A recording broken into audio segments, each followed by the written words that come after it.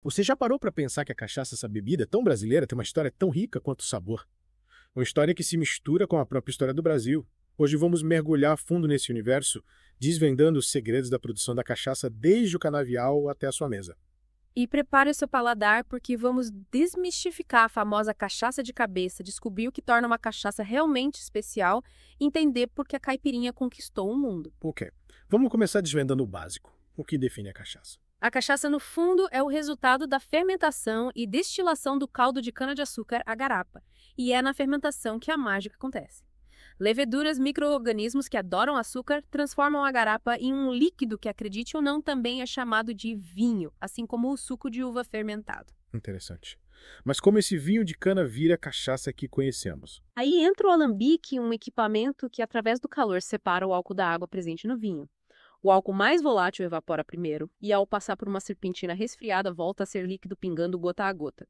É nesse processo que a cachaça ganha vida. Falando em ganhar vida, me explica melhor essa cachaça de cabeça que você mencionou.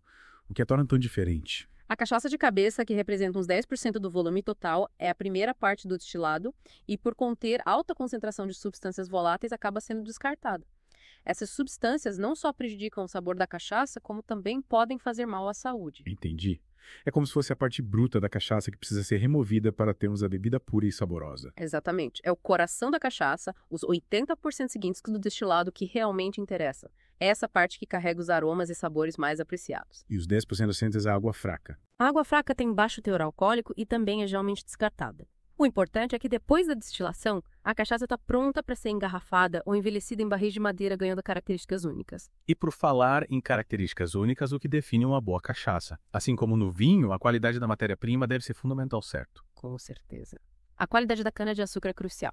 Clima, solo, variedade da cana. Tudo isso impacta diretamente no sabor da cachaça. É como um bom vinho. A uva precisa ser de qualidade para resultar em um produto final excepcional. E para as cachaças envelhecidas, o tipo de madeira do barril também faz diferença. Sem dúvida. O tipo de madeira, geralmente o carvalho e o tempo de envelhecimento, influenciam o aroma, a cor e o sabor da cachaça. É um processo que exige paciência e expertise para alcançar a harmonia perfeita. É fascinante como cada etapa da produção, desde a escolha da cana até o envelhecimento, contribui para a complexidade da cachaça. Mas me conta como essa bebida tão brasileira surgiu. A história da cachaça é tão intrigante quanto o seu sabor. Acredita-se que ela tenha surgido por acaso nos engenhos de açúcar durante o período colonial? Alguns historiadores acreditam que a cachaça tenha sido descoberta pelos escravos no século XVII. Imagine a cena. Durante a produção de melado de cana, uma borra adocicada se formava na superfície da garapa fervente. Os escravos retiravam essa borra e a colocavam em uma tábua onde ela fermentava naturalmente. Conta-se que um dia um escravo curioso experimentou essa mistura fermentada e aprovou. Que história fascinante. E como essa descoberta foi parar nos alambiques? Não se sabe ao certo todos os detalhes, mas a partir daí alguém teve a brilhante ideia de destilar essa garapa fermentada e assim nasceu o aguardente de cana, a nossa cachaça. Uma bebida que nasceu da observação da curiosidade e de um acidente feliz. E essa bebida, que inicialmente era apreciada pelos escravos, logo conquistou outros paladares. Há registro de que até Dom Pedro II experimentou a cachaça, de bebida da senzala à mesa do imperador, que trajetória incrível. Mas lhe diga, a cachaça sempre teve essa popularidade. Infelizmente, nem sempre. No final do século XIX e início do ventis, com a chegada dos imigrantes europeus e a influência da cultura do vinho à cachaça, acabou sendo vista como uma bebida menos sofisticada. É uma pena que a cachaça tenha passado por esse período de esquecimento. Mas me alegra saber que, nos últimos anos, ela tem recuperado seu lugar de destaque. Com certeza, a cachaça tem vivido um verdadeiro renascimento. Nas últimas décadas, houve um grande investimento na qualidade da produção e na divulgação da bebida, tanto no Brasil quanto no exterior. E quais os resultados desse investimento? Os resultados são animadores. Hoje o Brasil produz cerca de 1,3 bilhão de litros de cachaça por ano. Estima-se que existam mais de 30 mil produtores e 400 mil trabalhadores envolvidos nessa indústria. E não é só em quantidade, mas também em qualidade. Atualmente existem cachaças premium como a Anísio Santiago, produzida em Minas Gerais, que chegam a custar mais que um bom uísque escocês. Cachaça brasileira competindo com uísques escocês. É um sinal claro de que a bebida está reconquistando seu prestígio.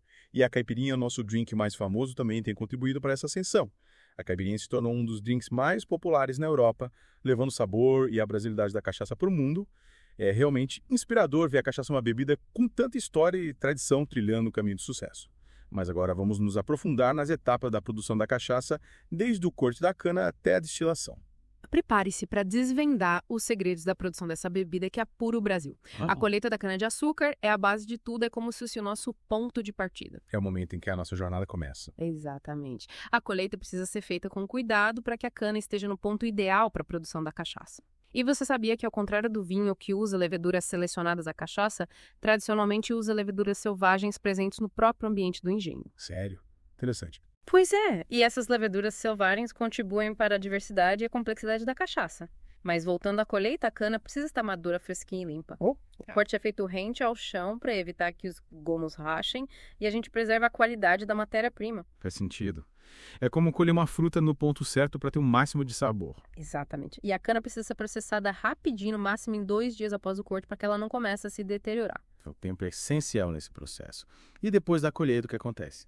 Aí a cana vai para a moagem, onde ela é espremida para extrair o caldo da garapa. E o que sobra da cana depois da extração do caldo? Vira lixo. De jeito nenhum. O bagaço que sobra da cana é usado como combustível na fornalha do alambique. Que bacana.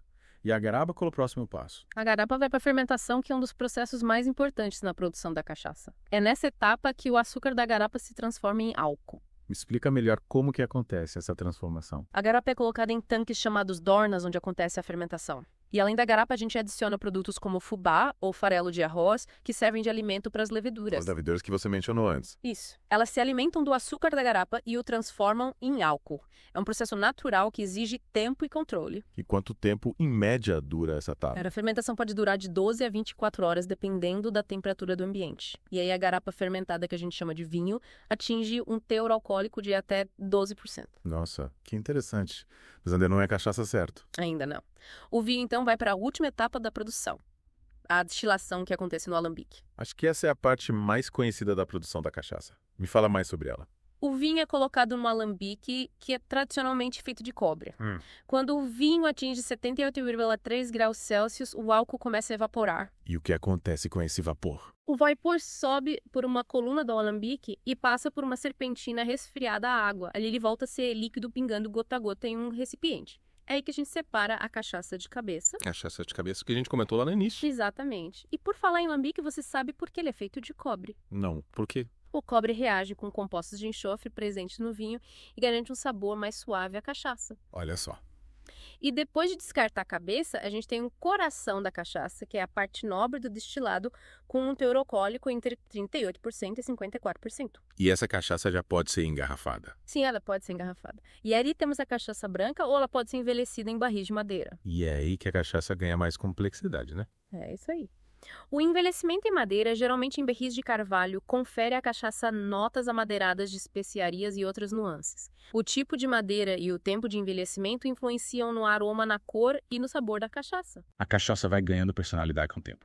Mas além do tipo de madeira, o que mais influencia na qualidade da cachaça? A qualidade da cachaça depende de vários fatores. A variedade da cana, o tipo de solo, o clima da região, a temperatura de destilação, o tempo de fermentação. Tudo isso influencia no resultado final. É uma arte transformar a cana-de-açúcar em uma bebida com tanta história e sabor. E agora que você já conhece os bastidores da produção, que tal apreciarmos essa bebida com um novo olhar? Com certeza. Da próxima vez que eu for tomar uma cachaça, eu vou me lembrar de todo o processo. Mas me fala como a gente pode identificar uma cachaça de qualidade. Uma boa cachaça deve ser transparente, sem nenhuma partícula em suspensão. E o aroma e o sabor? No aroma, procure por notas frutadas herbais ou florais. E evite as cachaças com cheiro forte de álcool ou vinagre. Interessante. E no sabor, a cachaça deve ser equilibrada com um dulçor da cana-acidez e um final harmonioso sem amargor. Que legal!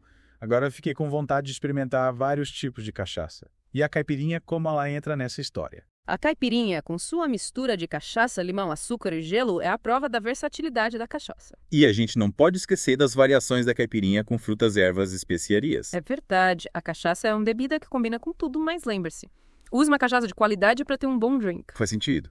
E qual a melhor maneira de degustar uma cachaça? A melhor maneira é pura em temperatura ambiente ou levemente gelada.